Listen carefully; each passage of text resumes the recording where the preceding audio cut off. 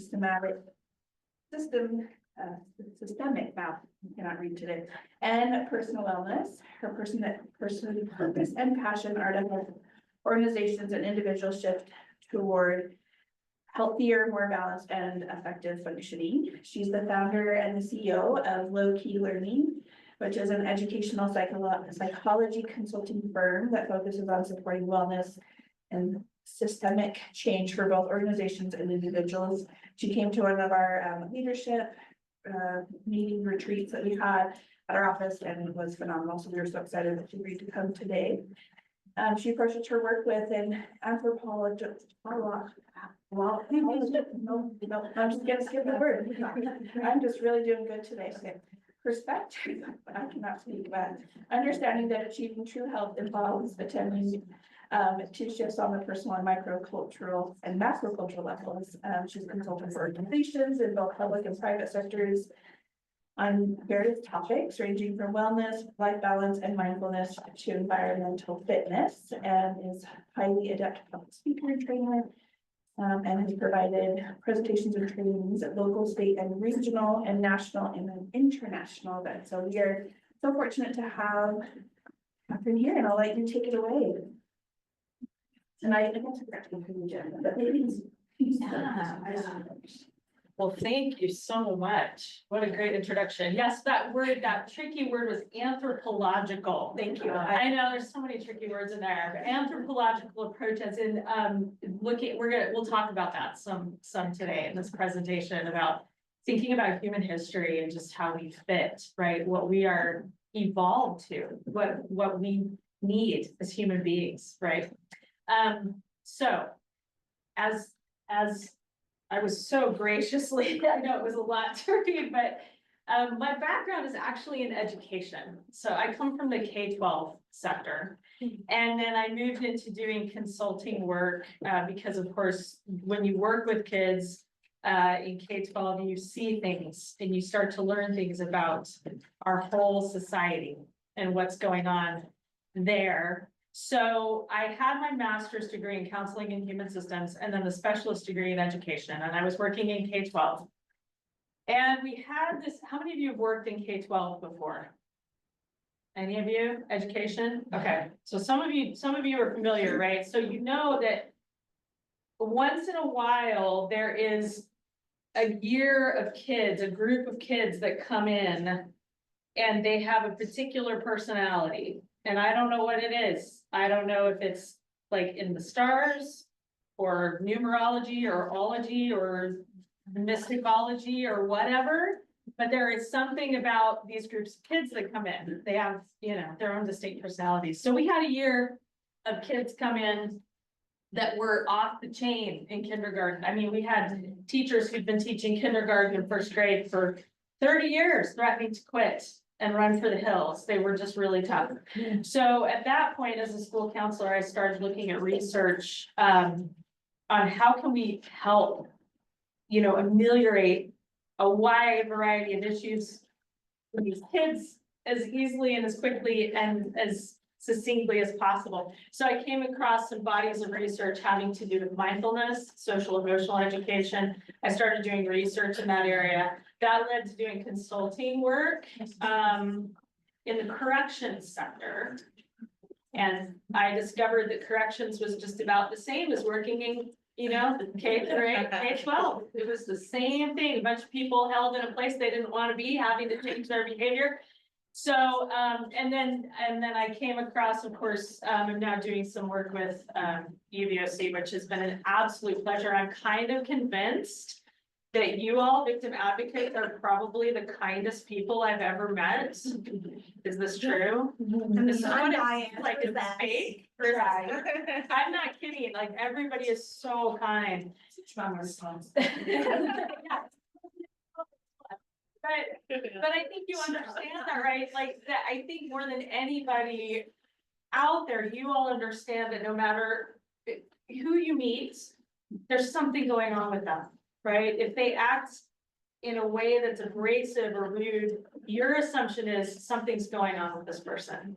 And so there's this automatic I don't know, just kindness, but it feels genuine, which I love. So I feel really privileged to be here with you all today. And I just wanted to let you know, thank you from the outset. Thank you for the work that you're doing. Thank you for this vital, important work. You all are some of those people like Brene Brown likes to talk about being in the arena, right? You're in the arena, and you're the ones who are doing the work that matters, right? And I want to be one of the people that supports you in what you're doing. Your work is what's important. And so thank you all for giving me your time. Okay, so hello. No. Hello. We're all so crisis to thriving, right? And I kind of took this and shifted to this idea of surviving versus thriving. And that's what I want to talk about with you today. What is the difference? How do we get from surviving to thriving? How do we get from constantly being in crisis mode to thriving, but still being able to do important work, still being able to be in the arena, still doing the work that matters, and not have it just completely overwhelm us? And we're going to talk about that a little bit today. Let me know. Okay, I might have to. Okay, the clicker might not work. No, you're good now. I just had to like recognize the mouse thing. All right, so first off, I want us to do a little exercise to come present. Now, when you're doing mindfulness exercises, we're going to talk about this more later. But if you're a person who's dealing with trauma, we don't just jump into meditation, okay? So we're going to do a really nice trauma-informed mindfulness exercise today. So I want you to, if you feel comfortable doing so, go ahead and close your eyes. If you're not comfortable closing your eyes, that is okay. What you can do is just kind of let your gaze go out of focus, or you can focus on a spot on the ground or on the ceiling. But mostly what we're doing here is coming present. Just want you to like really bring yourself to this present moment. A lot of times our minds are racing all over the place. So we're just going to come present. Kind of notice where your body is touching the chair. Maybe notice where your feet are touching the floor.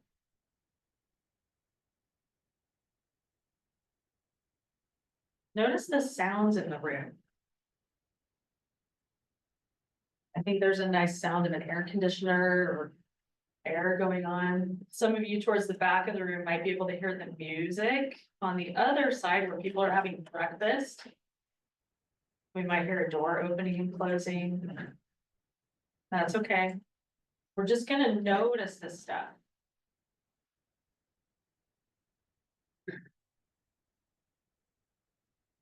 Okay. And now, if you feel comfortable doing so, go ahead and bring your attention to your breath. At any point, if any of this causes you any anxiety at all, then just put your attention somewhere else than where I'm telling you to.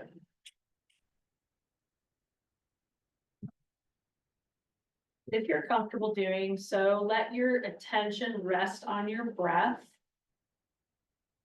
And just kind of notice where your breath is in your body.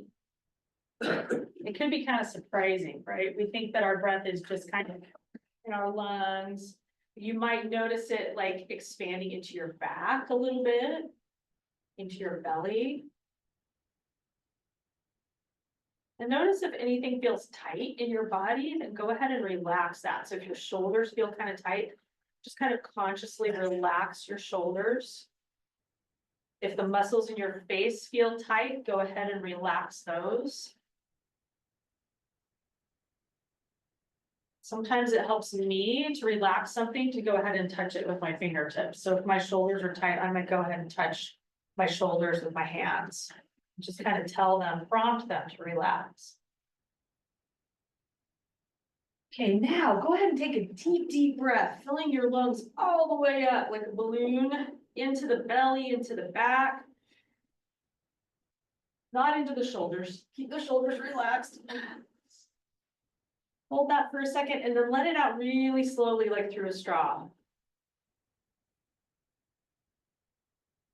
Okay, And then do that one more time. Deep, deep, deep breath in all the way.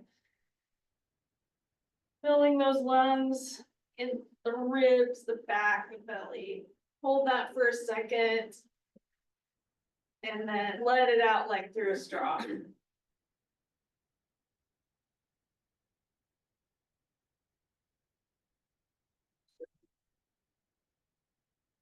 Good. You can let your eyes flutter open. When you feel ready, go ahead and look up here. Very nice. Okay, so that's just to get us to be present.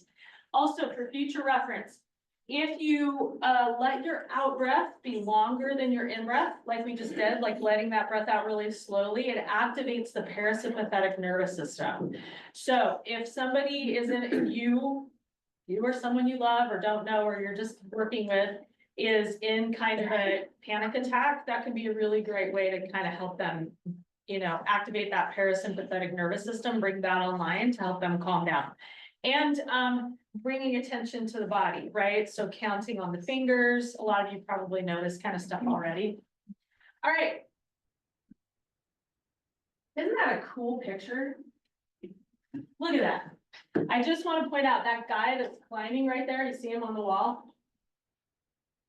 He's 71 years old. Isn't that awesome?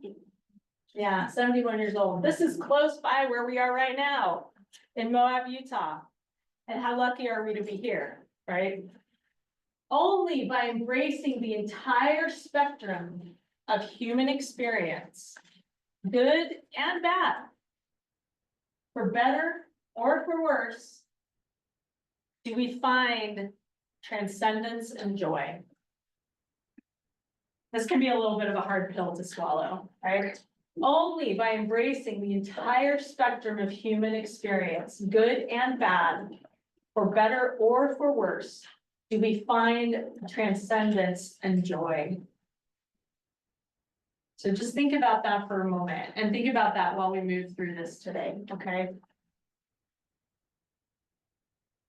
So trauma, crisis, survival, these things are as old as the human race. They are not new. Trauma is getting a lot of attention lately. We're hearing a lot more about it, which is wonderful, right? Now we know, because of researchers finally putting attention on this, and because of the stigma that's going away around trauma, that about 80 to 90% of us have trauma. Not just a few people. About 80 to 90%, at least little t or big, if not big T trauma. So we know that this has always been part of the human race. Humans have been surviving for a long time. That's why we're still here. They've been running from predators. They've been dealing with sexual assault. They've been dealing with all kinds of things. Forever, human beings have. But what's different now is that human beings used to have ways of processing this stuff that we don't have anymore. And so here comes this anthropological perspective, right? Human beings used to be out running around in nature. They used to be burning off stress. They used to have rituals for rites of passage. They used to use psychedelics regularly with shamans to help them process things that they were working through. They used to dance. We're finally seeing somatic dance come back, right? And drumming. And what we're learning now is like, oh, wow, dancing, drumming, psychedelics, all of these things help us integrate and process trauma. Human beings have been doing that forever. But I think that the important thing to keep in mind is that this stuff is not new. What we are dealing with when we talk about crisis is not new. So we're going to look to some of these anthropological ideas of how to help us deal with this stuff. What we do also know about thriving is that challenge is an important part. It's an important component of that. We don't thrive as human beings without challenge in our lives. In fact, we also know that if a person is not experiencing enough challenge in their lives, they will unconsciously seek it out.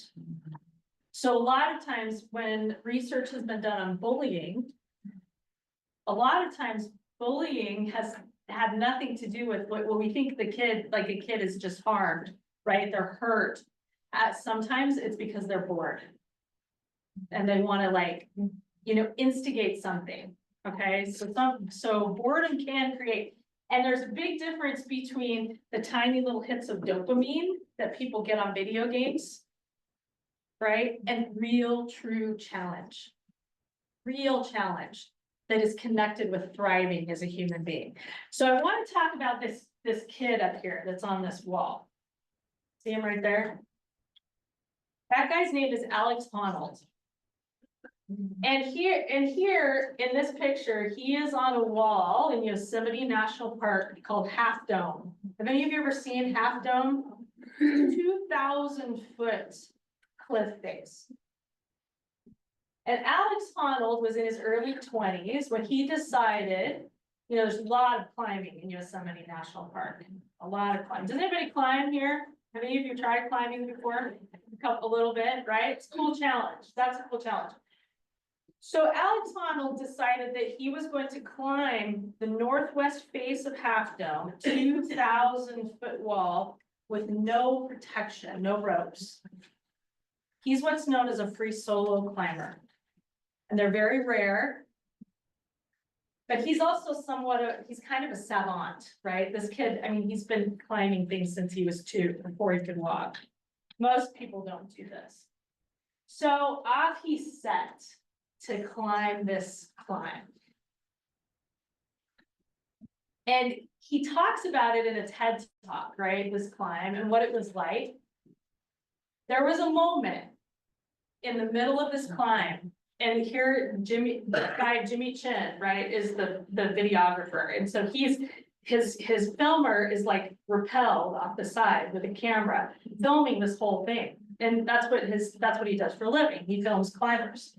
So at this moment in the climb, he's about 1,500 feet up off the ground with no rope. And he kind of goes out on this little ledge and he turns around and he says to Jimmy Chin, he goes, "Yeah, I'm kind of freaking out here, actually." Just in this calm little voice. "I'm kind of freaking out here, actually." And you hear Jimmy Chin with this shake in his voice go, "Well, just come back if you're not feeling it." They're trying to stay really casual, but you hear Jimmy Chin like, "Oh my gosh, am I going to watch Alex Honnold plummet to his death?" So this climb for him, and he talks about in his TED talk how and you can see his TED talk. It's really cool. But he talks about how he did this incredible thing and he popped up over the top, and here are all these hikers. And usually he says you pop up over the top of the ridge up on the top of Half Dome, and there are all these like tourists there, and you've got all this climbing gear, and they cheer for you, and it's really awesome, and he popped over after doing this 2,000-foot climb with no rope that no one's ever done before, and they just looked at him like he was a lost hiker, and he took off his climbing shoes and he started back down the trail, and somebody passed him and said, "Oh man, you're hiking barefoot? That's badass." Yeah, he's like, yeah. But what he says about this climb was it wasn't really satisfying to him. Isn't that interesting? He said it left him feeling a little bit empty because he knew he got lucky. There was a part in that climb when he realized he took a part of it he'd never taken before. He second-guessed himself. He hadn't really, really worked it. He'd done the climb before with ropes a few times. And he's obviously an incredibly gifted climber, right? But it wasn't satisfying to him. Isn't that interesting? This is what he said. "I knew that I shouldn't make a habit of relying on luck." No kidding. He really shouldn't make a habit of relying on luck, right? But probably none of the rest of us should either. But I think that's what we do a lot through our day. We make a habit of relying on luck. We have good days, we have bad days. We hope that no crisis will happen today. We hope that nothing bad will happen, so we don't freak out. We rely a little bit on luck. So Alex Honnold decided he wanted to do another big wall, and he wanted to do it different this time. This time, he was gonna do a wall called El Capitan in Yosemite, which is a 3,000-foot wall. It's 1,000 feet taller. And again, no one's ever done it without a rope. It's the kind of wall that typically takes a group of climbers 4 days to climb. Or the first time it was climbed, it takes several days. They have to camp on the wall, on the way up. And he's gonna just do it with his chalk bag and his shoes, and up he goes with no ropes. But this time you can see in this picture here, this time he's preparing. See, here he's climbing with a rope. See his rope? This makes us feel a lot better. We have rope this time. But he prepared. So he did his first big climb there in Yosemite on the northwest face of Half Dome in 2008. And then he prepared and he climbed and he did other free solo climbs, but nothing that big, right? Nothing that big. But in 2017, he finally got ready to climb out of the big wall. And he said he had to grapple with all these questions. You think he's just crazy, right? But he talks about, you have to be really aware of the risk you're taking. He's like, we know the risk we're taking. I know that if I make one mistake, I'm falling to my death. I know that. And you have to keep that in mind the whole time. And he grappled with these questions. What if it's too scary? What if I get up there and I can't do it? What if I don't have the energy or the strength to make it? What if I'm wasting my time with all this preparation? What if? He had to answer all these questions for himself. This is an actual photo from that climb. Isn't that remarkable? So 2017, almost 10 years later, he went up El Capitan. This is the wall. That's what that looks like. Can you believe that? And the climb, I believe, is somewhere right around here. There's several routes up, but I think the one he took was kind of right around there in the middle. 3,000 feet, and he did it. And he said this time, he knew that route so well. Every handhold, every foot. He said there was one move where he had to kick his leg out. Like he literally had to throw his left leg out and catch it on the wall, right? About 1,500 feet up, I believe, again. But he knew it so well. He had practiced and visualized. He could climb that wall in his mind, thousands and thousands and thousands. And this time, when he got to the top, it was a whole different experience. Right? I mean, that was like, that felt satisfying. He was totally sure of every move, and he said it was like dancing. It just felt like this flow of dancing up the wall. Just him and the wall and the rock and the gorgeous landscape there in Yosemite. So what is the difference between these two experiences? Both of them were free solo climbs. Both of them had never been done before. He was the first person to do it. What is the difference? The difference was preparation. That was the difference. One of them he had prepared for. Now, a free solo climber on a wall, are there just like 100 million things that could happen that would be unexpected, that could throw him off? Yes, yeah. And he's aware of that. So one of the things they did to prepare actually was he went up 2 days before to this one spot where they knew there was some loose rock. And he and his climbing buddy filled backpacks with every loose rock they could find on the wall and took it down. Preparation. thinking of every contingency. But the question then is like, how do we prepare if just us regular people, right, in our lives? What does this have to do with my kind of crisis? What does this have to do with what I'm doing, right? How do I prepare for the kinds of crises that I'm dealing with? Or how do I prepare for just a stressful day? Not necessarily a crisis. That's what we're gonna talk about now. Now, we can't plan and prepare for any contingency any more than Alex Honnold could, right? We can't do that. But we can prepare for a lot. Okay, so we're gonna do another mindfulness exercise. All right, so this one is similar to the one we just did. And again, I want you to, if at any point you start feeling uncomfortable with what we're doing, just stop. Okay, there's no shame in it, no shame at all. And again, we're going to talk more about trauma and mindfulness in a little bit, so I can explain why that's the case to you. Okay, so if you feel comfortable doing so, go ahead and close your eyes again and come present in your chair, present in the room. Bring your attention to your breath.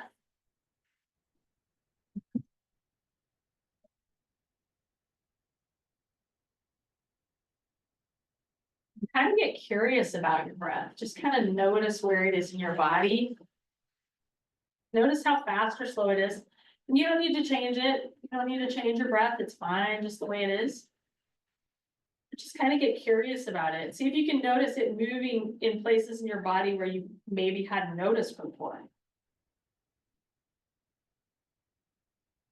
Okay, so in a moment, I am going to count up to 4. And then I'm going to count backwards. And as I count up, we're going to breathe in and try to make that breath last as long as that whole in count. And as I count backwards, we're going to try to let that the out breath last as long as the out count. Hopefully that makes sense. So while I'm counting up to 4, I'm going to breathe in. And then as I count backwards from 4, I'm going to breathe out and let that breath last the whole time.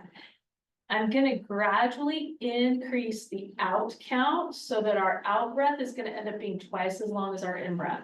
If this sounds confusing, don't worry. It will soon become clear. Okay. So go ahead and empty your lungs.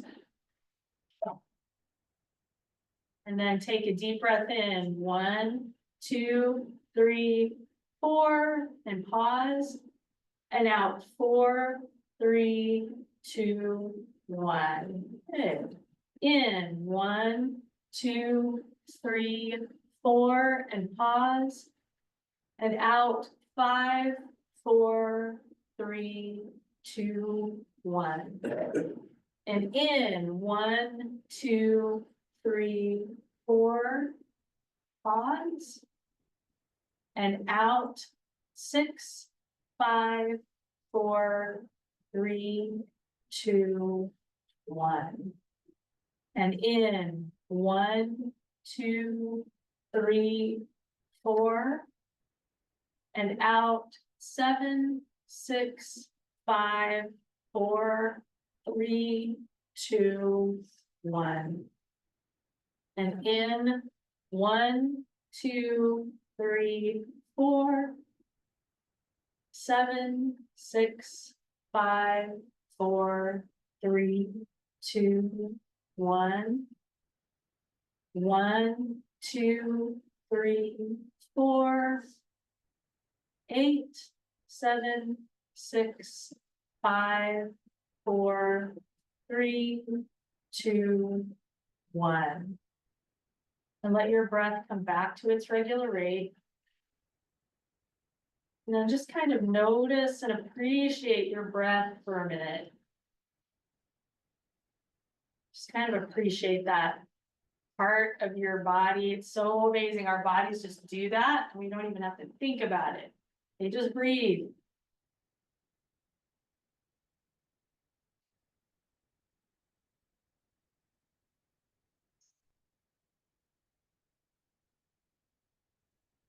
Okay, when you feel ready, go ahead and let your eyes flutter open.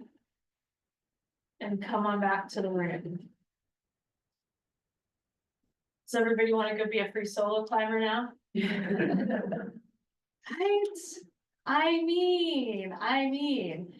Yeah, but I highly encourage you to watch his TED Talk. And there's a film that was made about that first climb called Alone on the Wall. And then there's also a documentary film that was made, a full-length documentary film that was made about that big climb, the El Capitan climb, and somebody called Solo. I think you can watch it on Netflix, but it's supposed that I actually haven't watched it yet, but it's supposed to be really good. But highly recommend his TED Talk as well, and that difference between preparation and not preparing. I don't know. I don't know. I think Alex Honnold, right? But who? All right, so let's talk about how we prepare for our own selves. How do we prepare for the unexpected? Some unexpecteds we can't prepare for. Can any of us predict the future? Has anybody got that technology yet? No, we cannot predict the future. So how do we prepare for the unexpected? So I want to talk about something that you've probably heard of before called baseline stress level. This is how we prepare for the future or for crises. We make sure that we are keeping our baseline stress level low. What do you think I mean by baseline stress level? Anybody want to? Probably the stress level we're constantly at. Does that make sense? Outside of work, maybe? Stress level we're constantly at. That's good. Anybody want to add to that? No. I mean, it's my general stress level. And here's the thing, a lot of us have kind of a high baseline stress level without realizing it. We're just used to it. So just because we're habituated to something doesn't necessarily mean it's good for us. But a lot of us are very used to a lot of things that are not good for us. And a lot of us are very used to a high level of stress, even though that's really not good for us. We're used to it. And anytime I hear people say, well, I'm used to it. It doesn't matter if you're used to it. It doesn't mean it's good for you. There's a lot of things that are not good for us, okay? So baseline stress level is kind of like, in non-technical terms, just kind of, my general stress, my general level of stress where I'm at. So let's say I take a scale of 1 to 10. And let's say 10 is where I'm gonna freak out. Okay, that's where I'm gonna completely lose it. I'm gonna have a panic attack. That's not in my control. And let's say my baseline stress level typically runs at about a 5 or a 6. Which I think is probably pretty average, actually. Anybody parents in here with kids, young kids? Yours probably runs at about a 7 or an 8. So, baseline stress level is at a 5. And something happens that, let's say it's a crisis event that is like at a 6 or a 7 by itself. What's gonna happen? What's gonna happen? I'm already at a 5. An event that's a 6 or a 7 comes along. What's gonna happen to me? You go off the chart. I go off the chart. I freak out. I have a panic attack. I shut down, whatever that looks like for me. Now, what if that 6 or 7 event comes along and my baseline stress level is at a 2? What does that mean? Still gonna be able to handle it. What? Who said that? You're still gonna be able to handle it. I'm gonna be able to handle it better. I'm gonna be less likely to completely freak out, right? And this is an oversimplification of like biochemical stuff, neurological stuff that's happening in our body and our brain, but this is really how it works. This is actually how it works. So when we talk about keeping our baseline stress level low, this is how we prepare for the unexpected, right? This is how we prepare.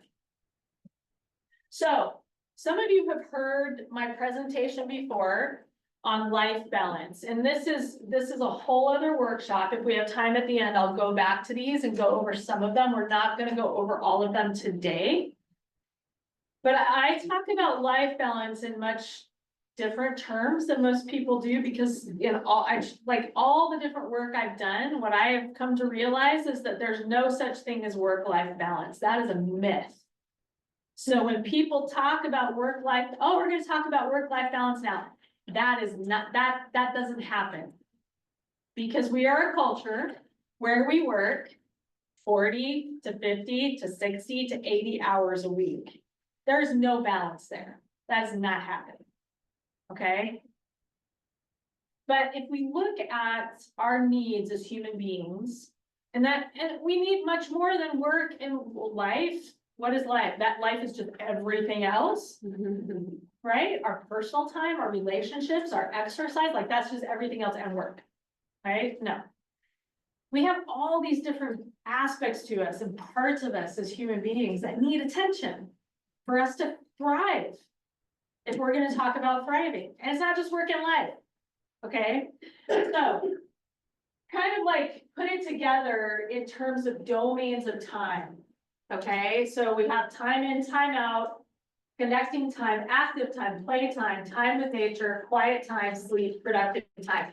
And this is stuff that comes from research, just kind of an amalgamation of a bunch of research. We're going to talk about a couple of these that are particularly connected with our baseline stress level. Now, I'm not going to talk about sleep today, but this one is critical. It's absolutely critical. We were watching a show recently at home, and there was a doctor in this TV show having a conversation with a woman who was about to go off and be a triage nurse for the military. She was going into a combat zone, and she was terrified. And she just said, what if I can't do this? What if I'm not able? And he's like, you're worried you're gonna make mistakes. She's like, yeah, I'm worried somebody's gonna die on my watch. And he said, I'm gonna ask you one question. How do you sleep? How's your sleep? And she's like, oh, I can sleep anywhere. You know, I can take a nap in the back of a Humvee. She's like, oh, I can sleep anywhere. And he's like, then you'll be fine. Because 98% or whatever, he said some statistic of medical mistakes happen because the surgeon or the doctor or the nurse hasn't had enough sleep. He's like, he said, if you can't sleep, if you struggle to sleep, I would tell you this isn't the job for you.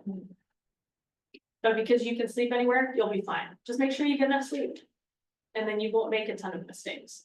So I can't stress enough how important sleep is. You'll actually be more effective. We all need more sleep than we probably are getting. Parents, good luck. I don't even know this one. I've been there, so I know. It's like, yeah, whatever. I'll just wait a few years. But if you can get more sleep, usually it's a matter of going to bed earlier. It just is, you know, so put the phone down, get off that stuff, try to get to bed earlier, have a bedtime routine. We can talk about that more in the end. But aside from sleep, I'm going to talk about two of these areas that are particularly, according to research, connected with our baseline stress level. Okay, so one of them is time in. And this is called intrapersonal. So it's intrapersonal. Interpersonal is the relationship between two people. Intrapersonal is my relationship with myself. And this is something that a lot of people just don't attend to. Why? It feels selfish, right? Those of us who work for other people and who are giving and want to do for others, it feels selfish to take some time just to be with myself. It feels selfish to sit and write in my journal. It feels selfish to spend 30 minutes or an hour in the morning just meditating, drinking my coffee, journaling, reading a book, right? Feels selfish. And what I'm going to tell you right now is it is not selfish. Taking care of ourselves is the best thing we can do for the people around us. I'm gonna say that again, because I can't say it enough, and I can't say it strongly enough. Caring for ourselves adequately, this includes you parents, this includes you. Caring for ourselves adequately is the best thing we can do for the people in our care. Not only is it setting them an example, like if we want them to live a certain way, we have to show them, not just tell them. Because example is the greatest teacher, not words. Example is the greatest teacher. Okay? Don't worry if you've done it wrong now, just like try to do better moving forward. We're not gonna do any beating of ourselves. I think parents. I know, you can't get rid of the guilt. It just never goes away. But we're just gonna try, it's a journey, right? We're gonna try to do better moving forward. So please, intrapersonal, what this is developing actually a relationship with yourself. It's a relationship. It's self-talk. What is your self-talk like? What do you tell yourself? What kind of interaction are you having with yourself when you look in the mirror? Is it, oh gosh, new wrinkle. Ugh, I gotta get some of that cream they were advertising on TV the other day. Did I get rid of it? Oh, I might need Botox. You know, except I don't believe in plastic surgery, but I might need Botox. Oh, you know, is that your relationship with yourself? Or is it, look at you, girl. Let's dance, let's play. In the mirror. What is the relationship with the self? And how well do we know ourselves? And this, the intrapersonal, this is foundational to everything else. If we do not know ourselves, then we don't know what else we need. There's no way of knowing that. If I do not have a good relationship with myself, an adequate relationship with myself, then I don't know where I'm out of balance in other areas of my life. I can't know that. So I have to have that relationship with myself. What are some of the ways you all, and I'm not saying it's stuff you're maybe doing now on a regular basis. Maybe, well, probably none of us are doing everything we could be doing, but what are some of the ways you all like to nurture yourself and develop a relationship with yourself? Or you have in the past? Teenagers are really good at this. They're really good at being in their room by themselves and brooding. And that's what this is. It is, unless they're, you know, checking out on their phones. Unfortunately, that's become a thing. Yes. Recently, I just got on the balls and You've gotten off of all social media. So what has that, so how has that shifted your time?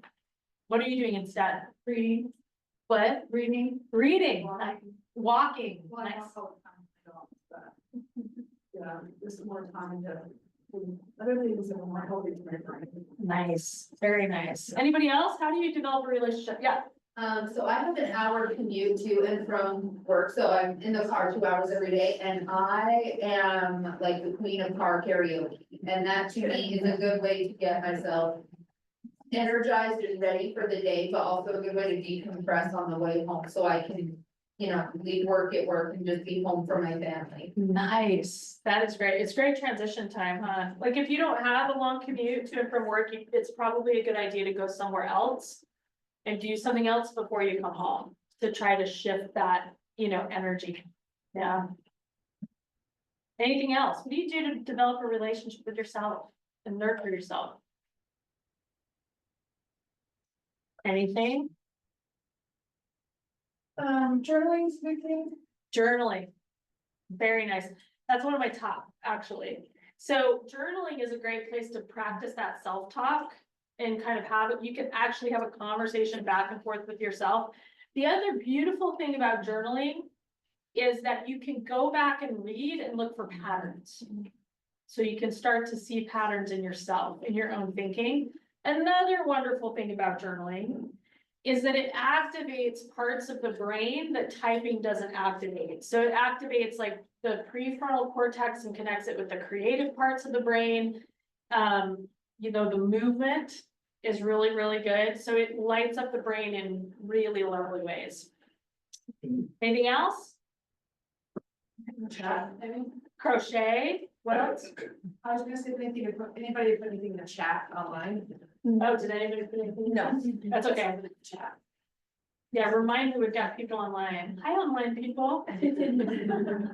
Okay, interpersonal. One of the most important things we can do for all of us is mindfulness practice. And I want to talk about this for a little bit because there are a lot of misunderstandings out there about mindfulness. And I am convinced that practicing mindfulness has become absolutely necessary for all of us for a balanced and healthy life.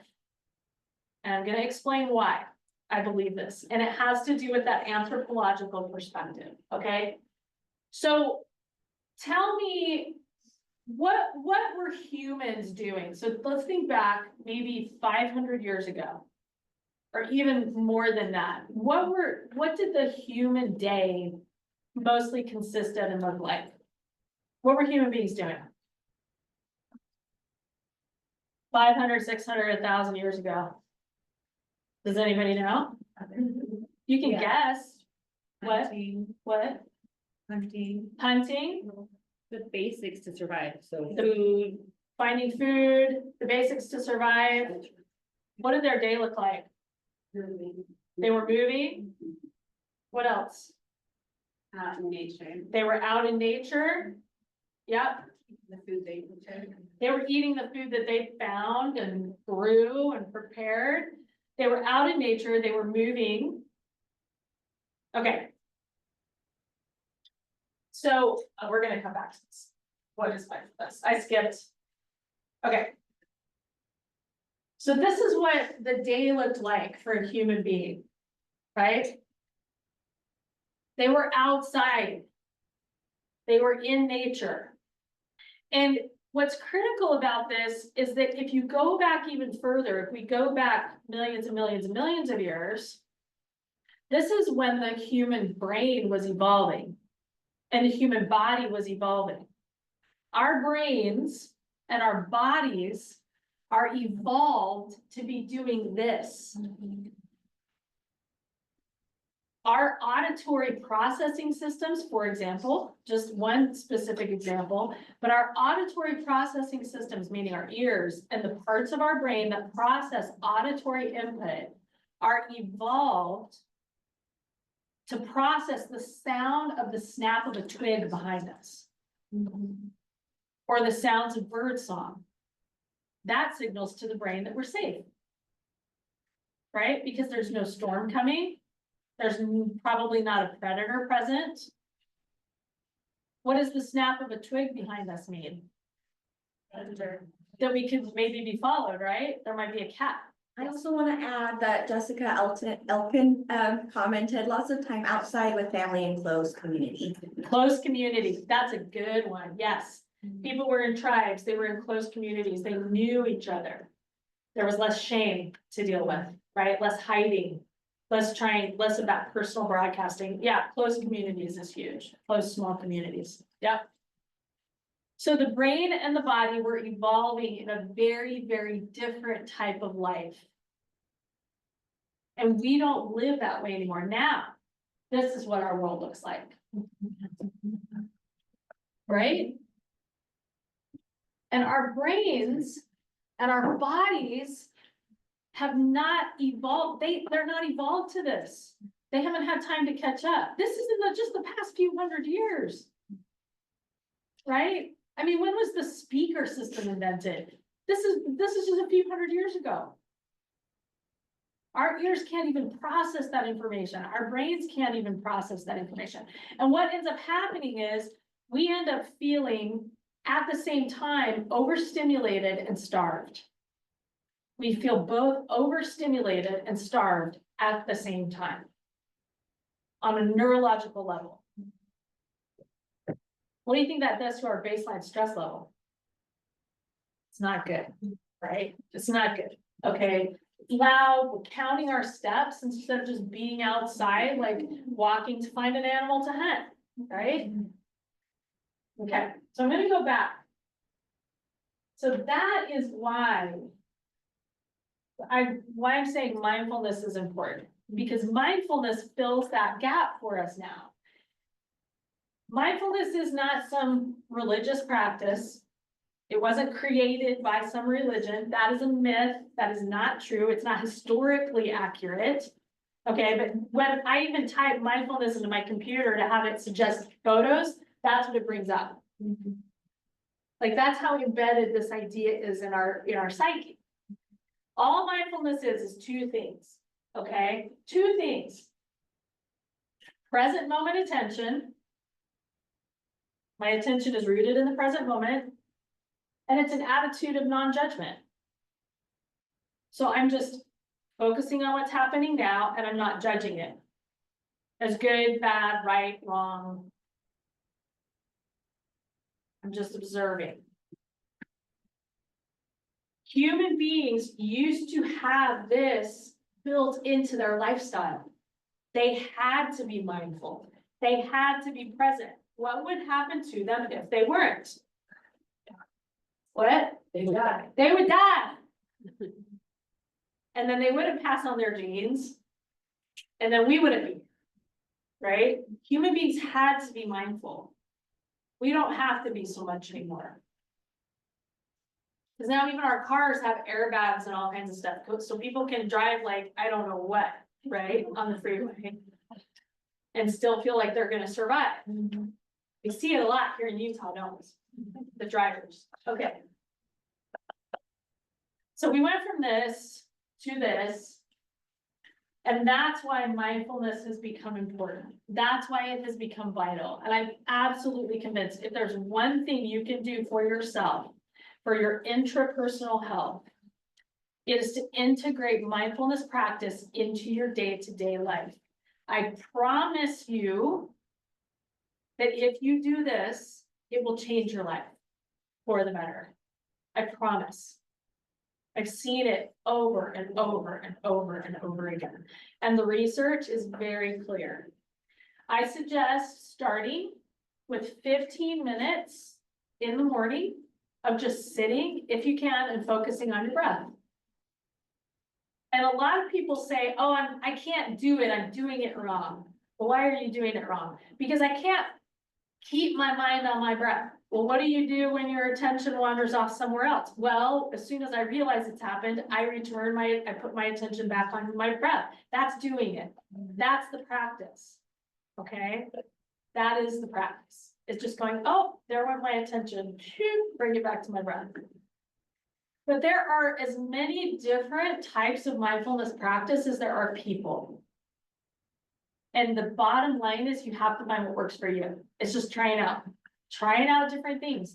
I have a friend that I climb with who is a veteran, and she definitely has trauma in her past, and she cannot sit still to do this. Climbing is her mindfulness practice. So she'll say that as she's climbing, she moves with her breath. She focuses on her breath, because again, you have to pay attention to what you're doing. If your mind wanders, then you're not gonna be able to do it well. Okay. Yoga is a really good one for a lot of people. There is research that shows that for veterans with PTSD, studies show that cognitive behavioral therapy, which is really good, right? It's like a really, really good therapy, but it is a talk therapy. So cognitive behavioral therapy shows about a 30% amelioration in symptomology for veterans with PTSD, while yoga shows about a 70% amelioration in symptomology for veterans with PTSD. That's a big difference, right? Because they have to learn to feel safe in their bodies. And that's true of a lot of people with trauma. So the big thing with mindfulness and trauma is that oftentimes, and the research on practicing mindfulness for people with trauma and what it can do, like the ways in which it can help people heal, is incredible. It's really incredible. But a lot of people with trauma will start out on this mindfulness journey. They've heard how good it is. They've heard how wonderful it is. They want that healing. And they'll start out on that journey and they will have a trauma response from trying mindfulness.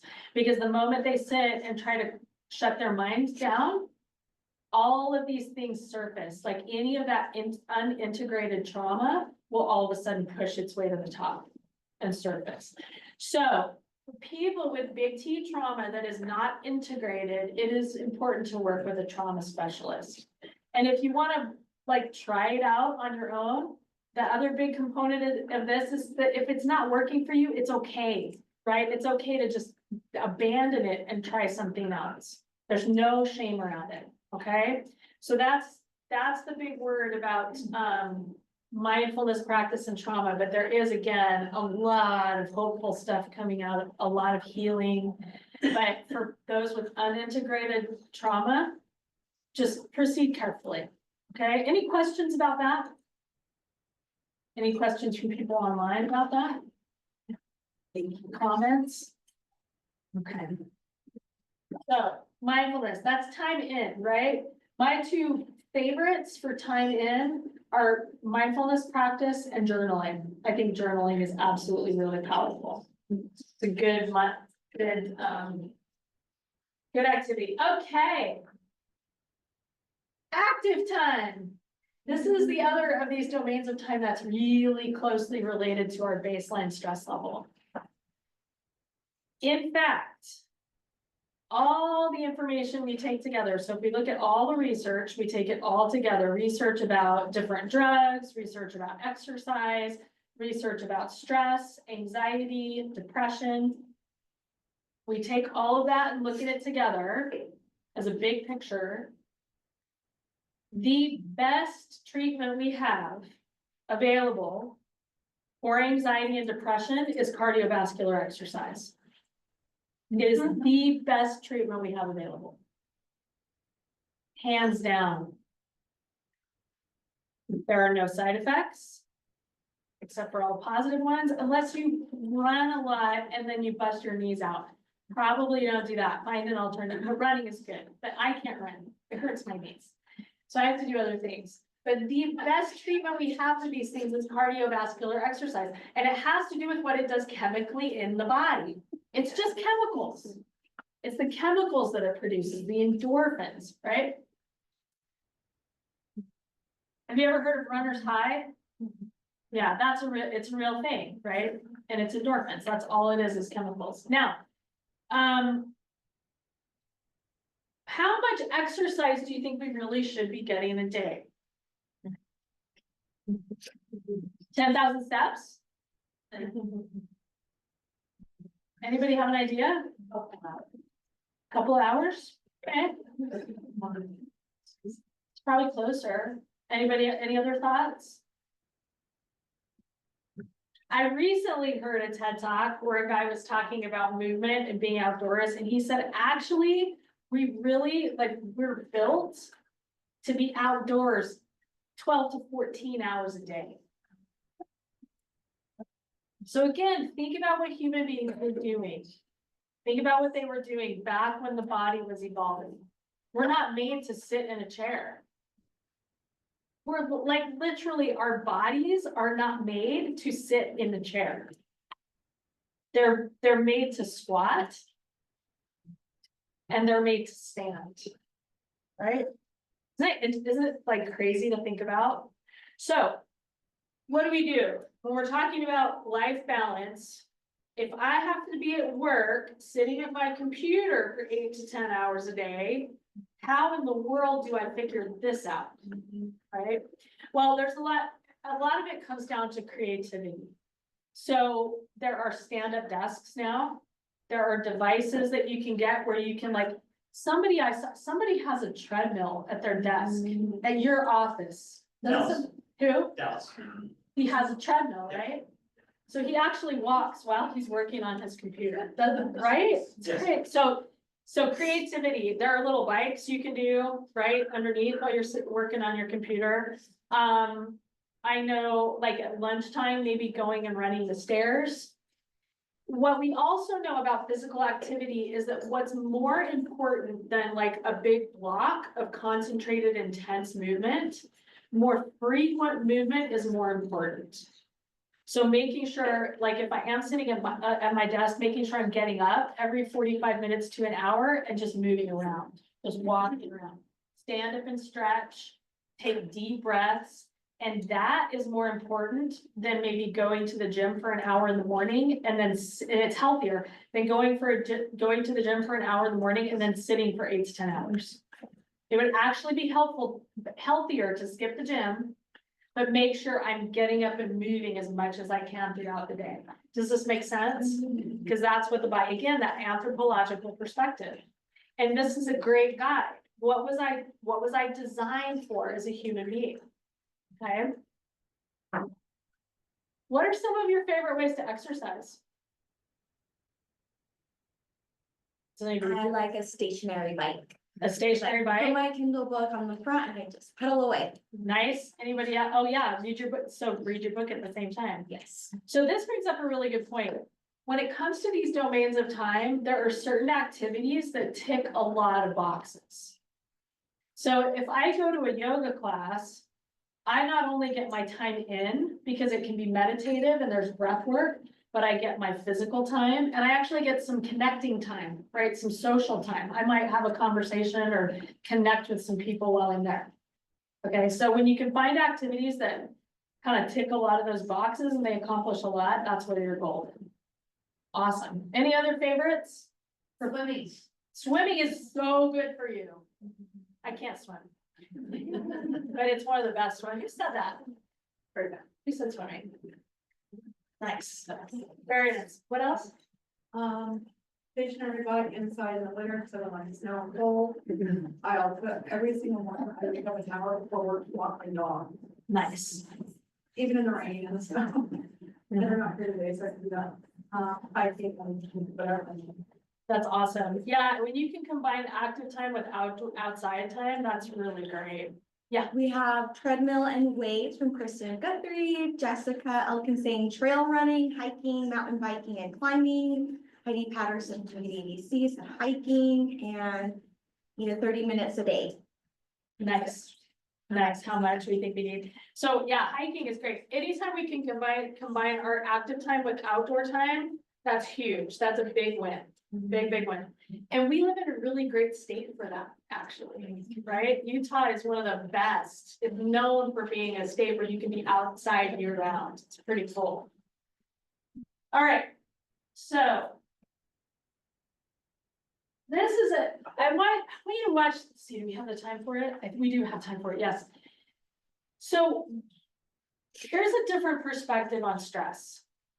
This is a talk that I saw years and years and years ago. And when I saw it, I literally burst into tears at the end of it. Because we hear so much about how stress is so bad for us. How it can compromise our health. And you all are in really stressful work. And anytime I come and talk to a group like this, it's like, I'm doing really stressful work. How in the world do I balance? How do I find balance? Well, you do it a little at a time, right? We just approximate it. We just kind of work at it. We're never all the way there. We just do what we can do, right? So this talk is a woman named Kelly McGonigal. And she is going to talk about her research on stress. And this is extremely hopeful. But what I want you to do is, as you watch this, it's a little bit long, but I want you to think about it within the context of the work that you do and your own life. Okay? All right.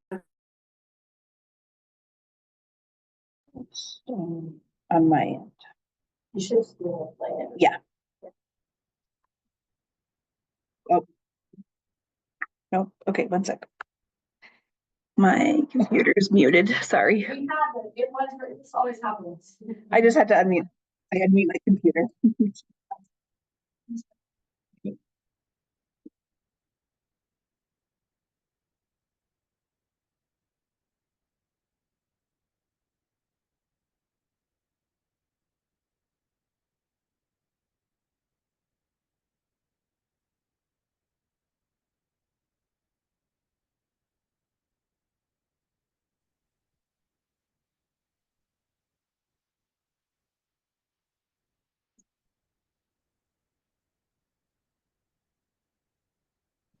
Sorry, guys, one second.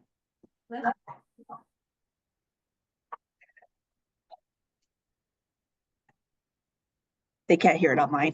Okay. 1 second. It's because I just need to, It's a little complicated. yeah. Okay. I just forgot to optimize for sound on mine. Okay. Let me restart it. There we go.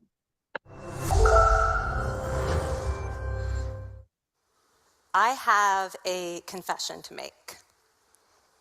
But first, I want you to make a little confession to me. In the past year, I want you to just raise your hand if you've experienced relatively little stress. Anyone? How about a moderate amount of stress? Who's experienced a lot of stress? Yeah, me too. But that is not my confession.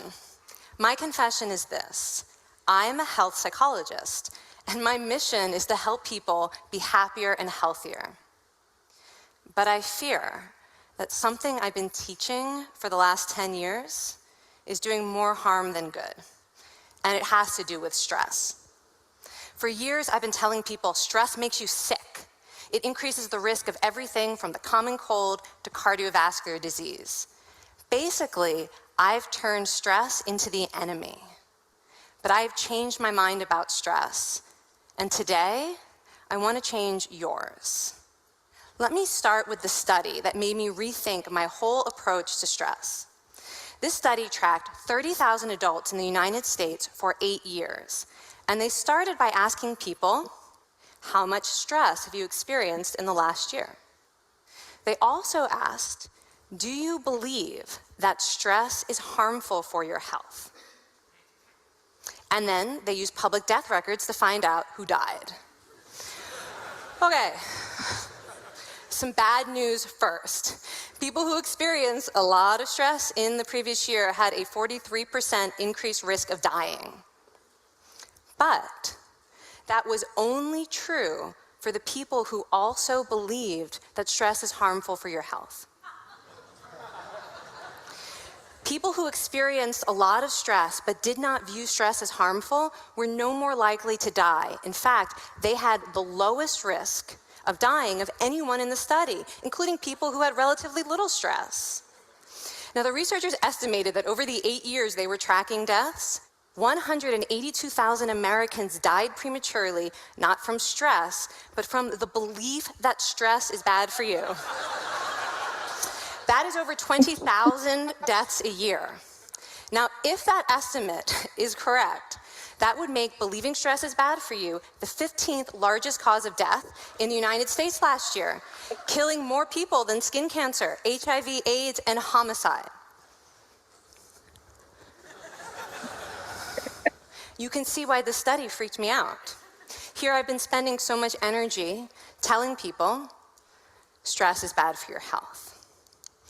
So this study got me wondering, can changing how you think about stress make you healthier? And here the science says yes. When you change your mind about stress, you can change your body's response to stress. Now, to explain how this works, I want you all to pretend that you are participants in a study designed to stress you out. It's called the social stress test. You come into the laboratory and you're told you have to give a 5-minute impromptu speech on your personal weaknesses to a panel of expert evaluators sitting right in front of you. And to make sure you feel the pressure, there are bright lights and a camera in your face, kind of like this. And the evaluators have been trained to give you discouraging nonverbal feedback, like this.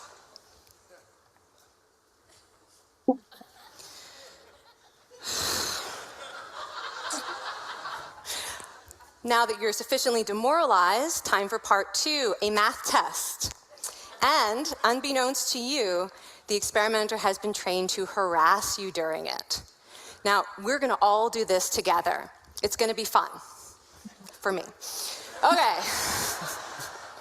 I want you all to count backwards from 996 in increments of 7. You're gonna do this out loud as fast as you can, starting with 996. Go.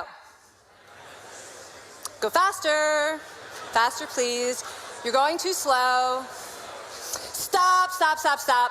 that guy made a mistake. We're gonna have to start all over again. You're not very good at this, are you? Okay, so you get the idea. Now, if you were actually in this study, you'd probably be a little stressed out. Your heart might be pounding, you might be breathing faster, maybe breaking out into a sweat. And normally we interpret these physical changes as anxiety or signs that we aren't coping very well with the pressure. But what if you viewed them instead as signs that your body was energized, was preparing you to meet this challenge? Now, that is exactly what participants were told in a study conducted at Harvard University. Before they went through the social stress test, they were taught to rethink their stress response as helpful. That pounding heart is preparing you for action. If you're breathing faster, it's no problem. It's getting more oxygen to your brain. And participants who learned to view the stress response as helpful for their performance, well, they were less stressed out, less anxious, more confident. But the most fascinating finding to me was how their physical stress response changed. Now, in a typical stress response, your heart rate goes up and your blood vessels constrict like this. And this is one of the reasons that chronic stress is sometimes associated with cardiovascular disease. It's not really healthy to be in this state all the time. But in the study, when participants viewed their stress response as helpful, their blood vessels stayed relaxed like this. Their heart was still pounding, but this is a much healthier cardiovascular profile. It actually looks a lot like what happens in moments of joy and courage. Over a lifetime of stressful experiences, this one biological change could be the difference between a stress-induced heart attack at age 50 and living well into your 90s. And this is really what the new science of stress reveals, that how you think about stress matters. So my goal as a health psychologist has changed. I no longer want to get rid of your stress. I want to make you better at stress. And we just did a little intervention. If you raised your hand and said you'd had a lot of stress in the last year, we could have saved your life. Because hopefully the next time your heart is pounding from stress, you're going to remember this talk, and you're going to think to yourself, this is my body helping me rise to this challenge. And when you view stress in that way, your body believes you, and your stress response becomes healthier. Now, I said I have over a decade of demonizing stress to redeem myself from. So we are going to do one more intervention. I want to tell you about one of the most underappreciated aspects of the stress response. And the idea is this: stress makes you social. To understand this side of stress, we need to talk about a hormone, oxytocin. And I know oxytocin has already gotten as much hype as a hormone can get. It even has its own cute nickname, the cuddle hormone, because it's released when you hug someone. But this is a very small part of what oxytocin is involved in. Oxytocin is a neurohormone. It fine-tunes your brain's social instincts. It primes you to do things that strengthen close relationships. Oxytocin makes you crave physical contact with your friends and family. It enhances your empathy. It even makes you more willing to help and support the people you care about. Some people have even suggested we should snort oxytocin, right, to become more compassionate and caring. But here's what most people don't understand about oxytocin. It's a stress hormone. Your pituitary gland pumps this stuff out as part of the stress response. It's as much a part of your stress response as the adrenaline that makes your heart pound. And when oxytocin is released in the stress response, it is motivating you to seek support. Your biological stress response is nudging you to tell someone how you feel instead of bottling it up. Your stress response wants to make sure you notice when someone else in your life is struggling so that you can support each other. When life is difficult, your stress response wants you to be surrounded by people who care about you. Okay, so how is knowing this side of stress going to make you healthier? Well, oxytocin doesn't only act on your brain, it also acts on your body. And one of its main roles in your body is to protect your cardiovascular system from the effects of stress. It's a natural anti-inflammatory. It also helps your blood vessels stay relaxed during stress. But my favorite effect on the body is actually on the heart. Your heart has receptors for this hormone. And oxytocin helps heart cells regenerate and heal from any stress-induced damage. This stress hormone strengthens your heart. And the cool thing is that all of these physical benefits of oxytocin are enhanced by social contact and social support. So when you reach out to others under stress, either to seek support or to help someone else, you release more of this hormone, your stress response becomes healthier, and you actually recover faster from stress. I find this amazing that your stress response has a built-in mechanism for stress resilience. And that mechanism is human connection. I want to finish by telling you about one more study. And listen up, because this study could also save a life. This study tracked about 1,000 adults in the United States, and they ranged in age from 34 to 93. And they started the study by asking, how much stress have you experienced in the last year? They also asked, how much time have you spent helping out friends, neighbors, people in your community? And then they used public records for the next 5 years to find out who died. Okay, so the bad news first. For every major stressful life experience, like financial difficulties or family crisis, that increased the risk of dying by 30%. But, and I hope you are expecting a but by now, but that wasn't true for everyone. People who spent time caring for others showed absolutely no stress-related increase in dying, 0. Caring created resilience. And so we see once again that the harmful effects of stress on your health are not inevitable. How you think and how you act can transform your experience of stress. When you choose to view your stress response as helpful, you create the biology of courage. And when you choose to connect with others under stress, you can create resilience. Now, I wouldn't necessarily ask for more stressful experiences in my life, but this science has given me a whole new appreciation for stress. Stress gives us access to our hearts. The compassionate heart that finds joy and meaning in connecting with others. And yes, your pounding physical heart working so hard to give you strength and energy.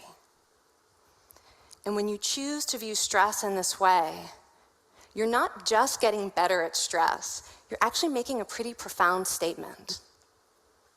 You're saying that you can trust yourself to handle life's challenges. And you're remembering that you don't have to face them alone. Thank you. Thank you.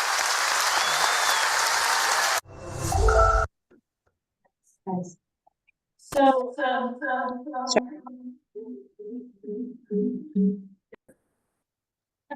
cool. So sorry. So to kind of, isn't that incredible? Edith, Right? this is a great video. Thanks for sharing. Yeah, isn't it? I watched that over and over again, and I would encourage you all to do the same, because we do hear a lot about how harmful stress is for us. But bringing this all together, right? Like what I talked about at the beginning, when we're talking about thriving, and that the challenge as human beings, we want challenges. We want problems to solve. We want to make the world better. We want to fix things. You know, the answer to being healthy, and this is the point she's making, like the answer to being healthy and less stressed isn't to go live in a monastery somewhere. I mean, unless you feel called to do that, but it's not to go find an island and just hide away from what's going on in the world. The answer is actually to engage with it, to go to those front lines, to be in the arena. I love that, right? The caring for others creates the biology of courage. Especially, it looks like what happens in the body, it looks like what happens in moments of joy. And that is you. So the stress, now we don't want to flip up into, where we can't think and we can't function. We're imagining Alex Honnold on that wall, right? And he will say most of this is mental. It's a mental game. To be freaking out, but to view that as like part of what I'm doing here is that my heart's gonna pound, my body's gonna do certain things, but to have the self-mastery to go, okay, I know what to do here. The answer is to connect with others, to reach out, to help other people. That's what creates the biology of resilience. And the things that can stop this from happening have to do with our messed up culture that causes us to feel shame just about who we are. And shame makes us want to hide. It makes us not want to connect with others. It's debilitating. But knowing ourselves, engaging in that time in and learning to integrate our trauma and love ourselves and nurture ourselves is going to help us dissolve shame and to be able to connect with others in times of stress so that we can have the benefits of that connection, just as Kelly McGonigal was talking about. So I used to go in, right, and talk to people in corrections, like the rates of stress and anxiety and early death in corrections are just crazy, right? They're astronomical. And I used to go in there and try to be like, okay, how can we fix this? And then I started to realize, wait, like this is what we want more of. We want people who are going to go in and try to solve problems for others and connect with others and solve the world's problems.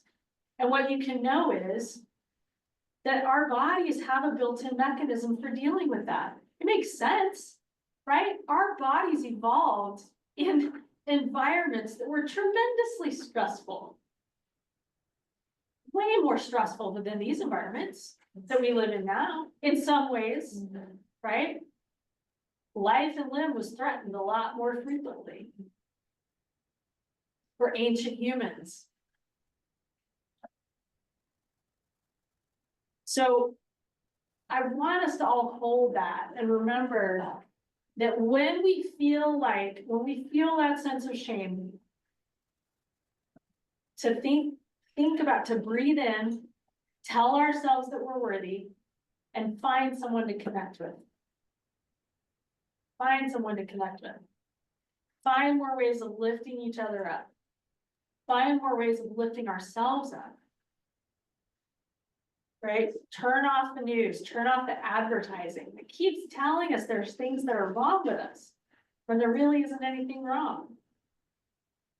Reach out and get help to process our trauma and integrate it so we can draw strength from it, from our experiences, and view them as challenges that we have overcome, right? Like those, what is my big wall? What is the big wall for me that I have to climb? And think about that difference between just sort of haphazardly doing it and relying on luck, or preparing and diving into that, right? The difference between those two times when he climbed, asking himself those questions. What if I don't make it? What if I can't make it? What if I'm not strong enough? And knowing what his answers are to those questions. And then getting to the top of that climb and that transcendence, right? We all have those. We all have those mountains in our lives. Okay. I just want to thank you again. We have time for some questions, so I'm going to go ahead and leave some time for that. But I want to thank you again for the work that you're doing.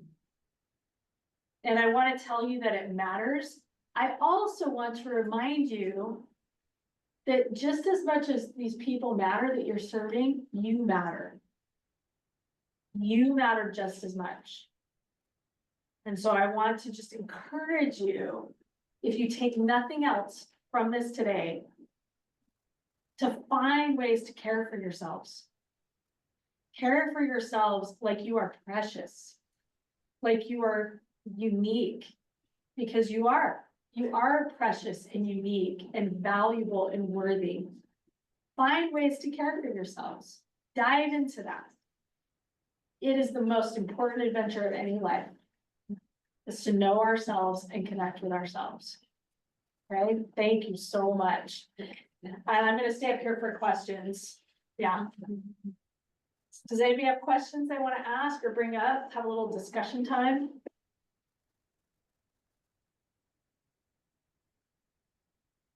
An hour and a half is a long time for a presentation. It is a long time for a presentation. Yes. I'll start, I guess.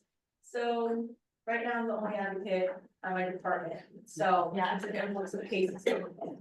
I think one of the hardest things hearing is like people being like, oh, what are like, maybe you're not managing your time correctly, or like asking questions when they don't really know what I do. What are recommendations when you hear that aside from like just trying to not internalize it and then just keep going? That's a good question. Part of what we're all dealing with here is we live in a culture that actually values overwork. It values overwork and it values like we hold people up, right? Who work themselves to death. And again, coming from, K-12 education, teachers were the worst with this, right? And if one teacher tried to set their boundaries and say, no, I'm not gonna take papers home to grade. I'm not being paid to do this on the weekend.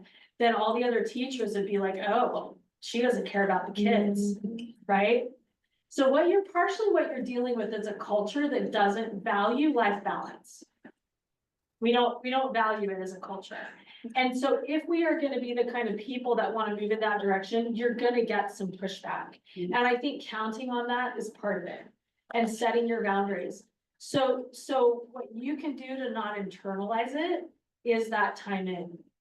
Making sure you're doing your meditation, you're nurturing yourself, and that your sense of self is really, really, really strong. So that when other people come up to you and finger point and tell you you're doing it wrong, you're more able to let that roll off your back. One of the things that helps me though in the moment, a lot, is when I see somebody if they're finger pointing at me or blaming me or whatever, is to remind myself that when another person is pointing the finger at me, or they're blaming me, or they're upset with me, it actually has to do with them. It doesn't have anything to do with me. And we could do a whole other presentation on that, like a whole thing on that, but that's like an educational psychology, like a psychology principle, is that we don't, if we are emotionally triggered by something that's going on with someone else, and I'm not talking about like trauma responses here, that's a little bit different. I'm talking about just general kind of stuff. That it's because we're seeing something in that person that we don't like necessarily in ourselves, or we wish we had that we don't have in ourselves. Otherwise we would just be observing it with no emotional response. Okay, so if somebody is emotionally responding, or they're upset by something you're doing or not doing, or they're trying to give that kind of advice, if it's emotional, it most likely has to do with them, not you. But I think we, all of us, have to decide what our boundaries are. How much am I willing to do? How much am I not willing to do? And that's part of that interpersonal time. I mean, you could do a journaling exercise on that. Like, what are my boundaries, right? And a really good guide for boundaries is that if you're feeling resentment, if you start feeling resentful, then resentment is a big word, and sometimes people think that's a really big emotion, but you can feel a little tinge of resentment too. That is a guide that my boundaries have been crossed. But it means that I have not kept my own boundaries. And again, I'm not talking about like traumatic assaults here. That's a different thing. Okay, So, so it's for you, it's about getting clear about your boundaries. How much do you really want to do? How much are you willing to do to stay in balance, right? I don't know if that answers your question. It's not an easy there's not an easy solution to what you're talking about, okay? But we are dealing with a culture that doesn't value balance. So if you want to be a person who is balanced, then that's about finding your balance and then setting your boundaries around that balance. You look like you're thinking really hard. Did that answer your Yeah. question, or do you have, is there more, another question in No, there? I think that part where you're highlighting of like when people are going through the emotion and stuff like that, if you could elaborate a little bit more, but like when they react to an emotional response. Yeah, so, and it, again, like, this is another one that could be a whole 2 or 3 day workshop on this, actually. So what we know is, and this has to do with something called schema theory, and it's like how our brains process information. We don't see things in others typically if we don't have a mental context for it, which means it has to exist somewhere in ourselves. So if we see somebody being mean to someone else, and that's not a good example, because we can feel righteous indignation, right? Which is, to me, different than anger. It's different.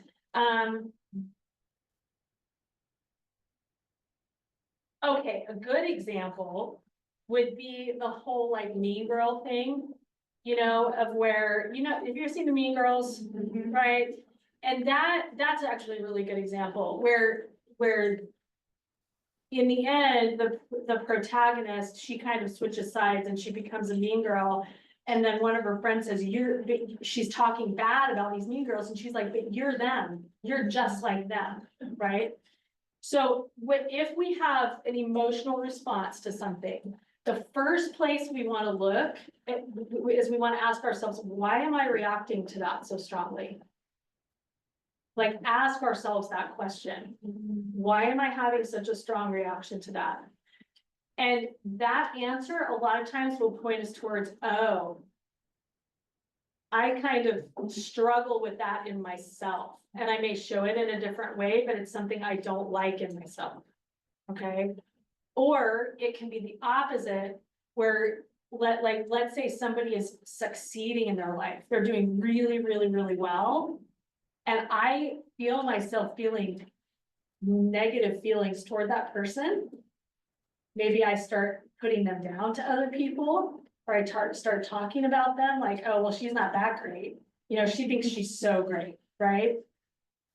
A lot of times that can be because that person has qualities that I want to have in myself, but I don't feel like I do. So when we're having an emotional response to something someone else is doing, especially if it has nothing to do with us, if we're just we're having an emotional response to it, typically it's because that has something to do with us. And vice versa, if somebody's having an emotional response to me, you know, to something I'm doing or not doing, and what I'm doing has nothing to do with them, then I can very safely tell myself that is all them. That has to do with them. It has nothing to do with me. Does that make sense? Okay. Obviously, I'm really simplifying this because when there are relationships, it becomes more complicated. You know, if you have triggers, it's a little more complicated.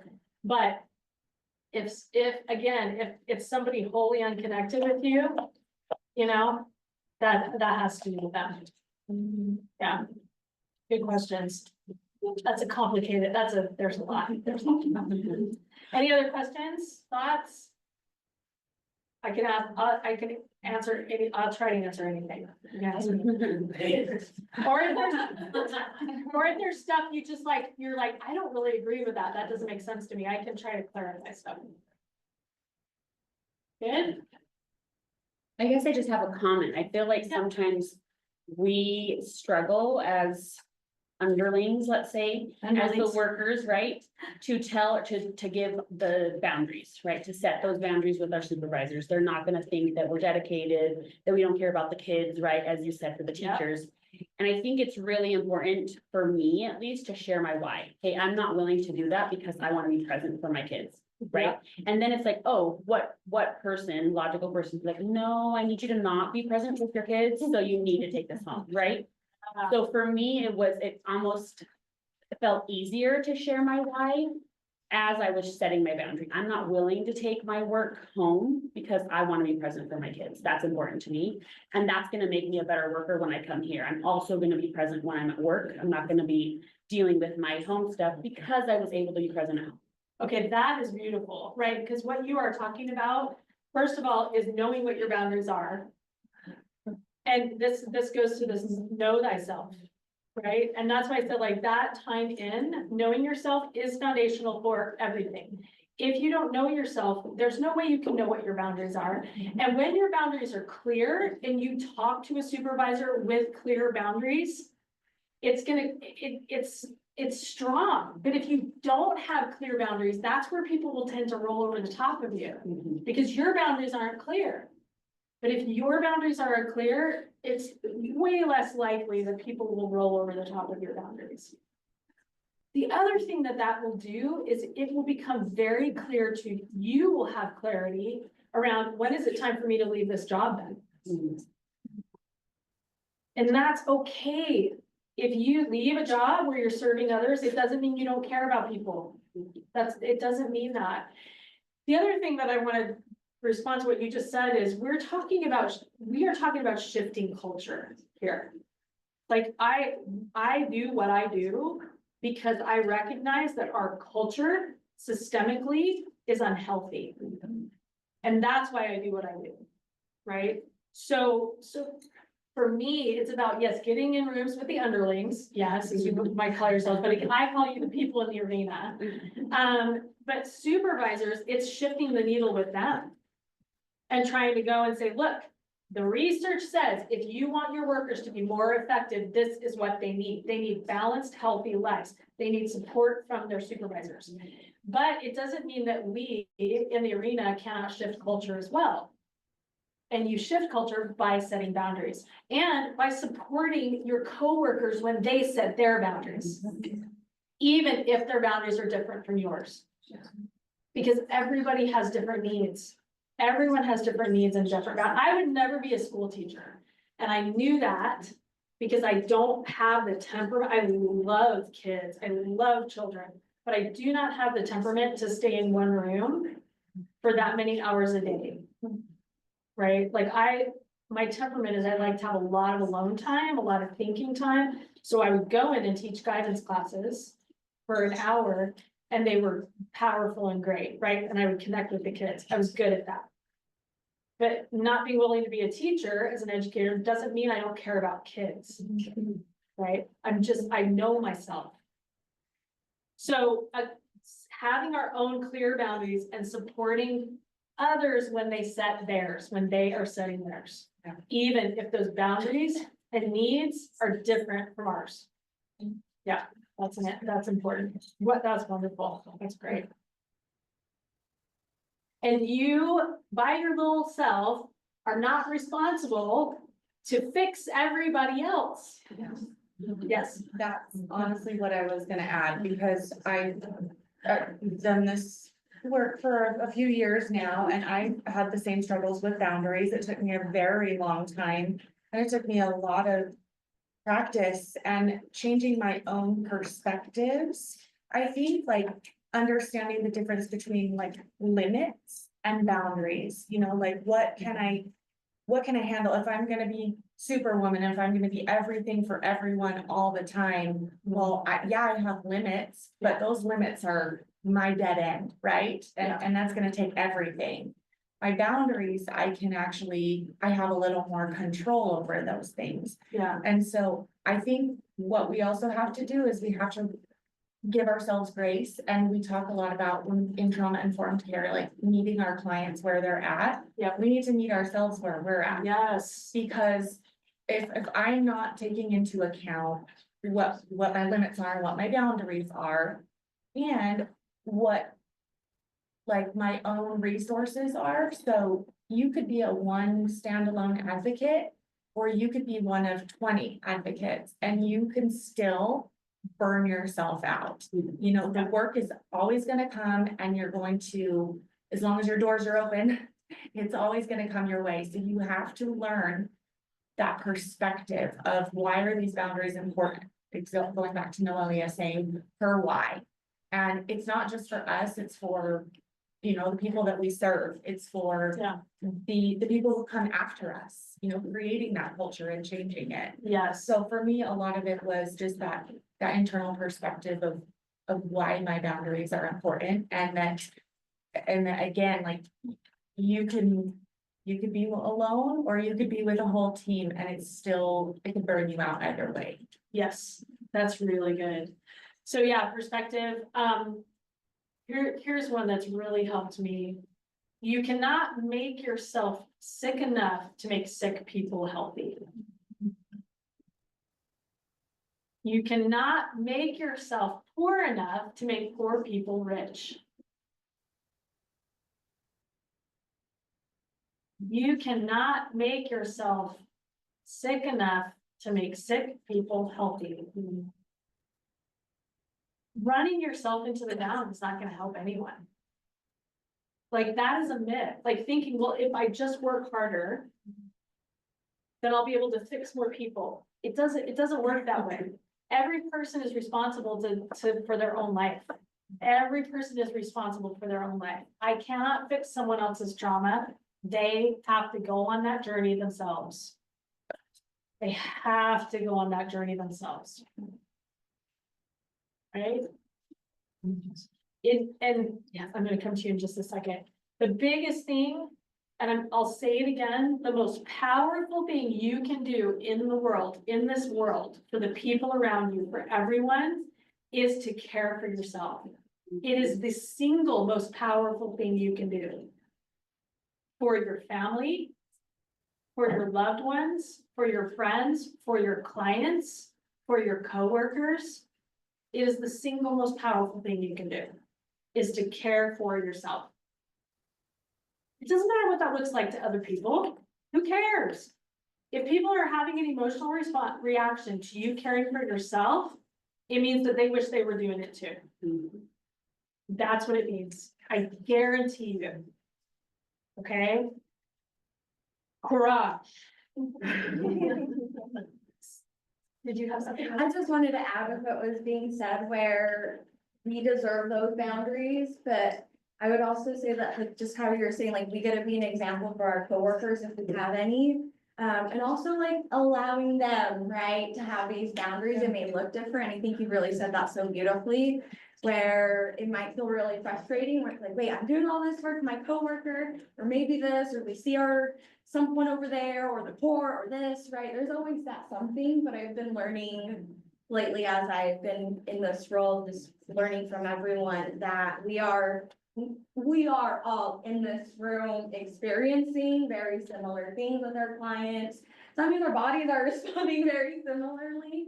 And that means our coworkers also deserve that grace too. I remember when I was at West Valley, like I never took time off. I left and they gave me a nice little chunk of all my time off. But that was because we didn't have that cultural at that time when I was there. It's like, wait, no, take time off. Wait, there's this. I'm so grateful for Jessica where she would always remind us like, hey, you were called out, you have this time, you gotta make sure this, let me move forward, so that way you can have time off.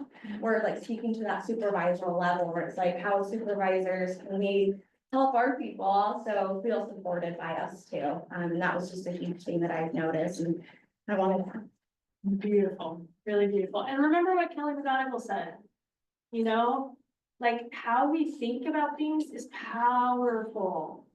And there's so much research on this too, so much research. I mean, she mentioned a teeny little tip of it, but the power of our mind and think about it, it's your mountain, right?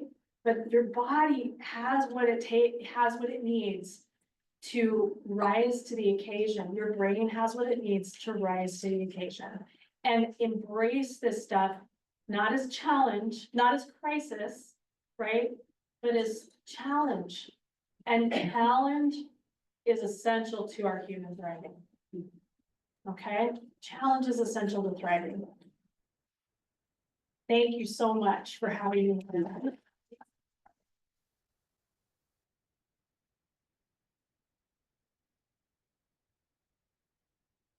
Oh, and feel free to reach out to me, there's my email. And, that little QR code will take you to our website if you're interested, so. And sorry, TikTok. Yeah, I am on TikTok, I need to post more. I love. Oh, good, I'm bad at TikTok, I'm a little bit better at Instagram, but yeah, I'll get on that. TikTok is, it's, now that it's back, now that we have it again. We will, take a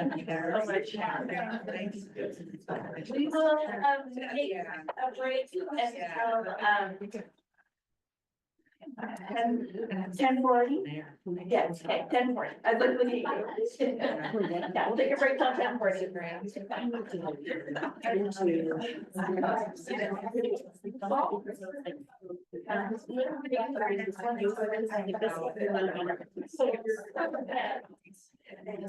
No, that would never.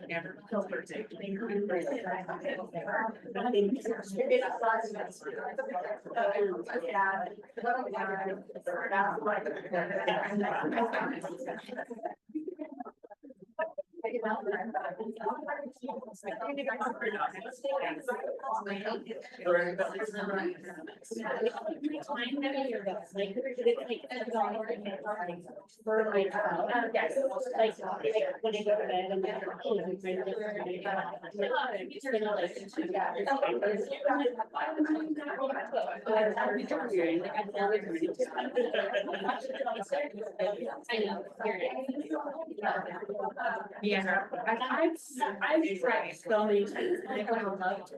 I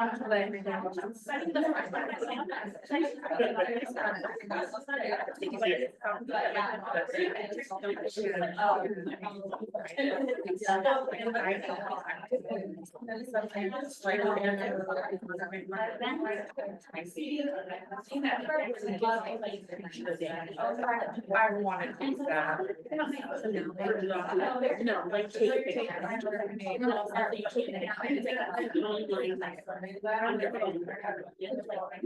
picture. You take a picture. Like something like you know, like something with your friends. Today it was a lot of fun. You know, like the funny things that you can go back and look at it. Actually can find it. You know, but at the same time, like, I don't have the time. Yeah. And you can do the, and that was good. Yeah, that was good. There's a gal, like, can you selfie? I'm gonna look picture, I'm gonna look it up.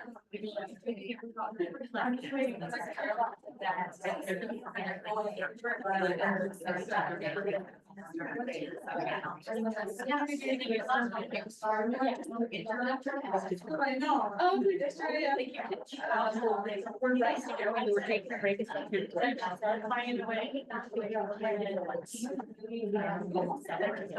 Oh, we do. They don't touch it. I'm gonna get some. I was like, it was like, I need some information. Yeah. And I know, oh, yeah, that was like, it's successful there. Like, one year, like, it's actually, that's why the sugar. That was like,